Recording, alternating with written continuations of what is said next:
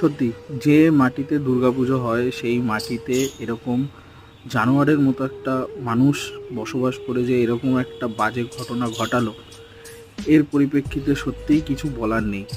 কারণ একটা ডক্টর বা একজন চিকিৎসক, তিনি, আমি নিজে জানি বিকজ আমার ফ্যামিলির মধ্যেও ডক্টর আছেন, তার জন্য বলছি যে কতটা কষ্ট করে তারা একটা মানুষকে বাঁচায়। আর মানুষ এরা কতটা জানোয়ার হলে সেই মানুষটাকেই একজন এরকমভাবে নৃশংসভাবে হত্যা করতে পারে।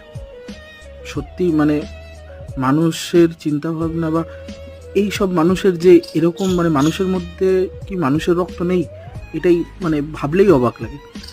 মাননীয় মুখ্যমন্ত্রী বলেছেন যে ওর ফাঁসি আবেদন চাইছেন, বাট আমি বলবো যে ফাঁসি যেন না হয়, ওর রীতিমতো সশ্রম কারাদণ্ড দিয়ে 12-14 বছর জেলে রেখে তারপরে যেন মারা হয়। এরকম মানুষের এরকমই শাস্তি দরকার।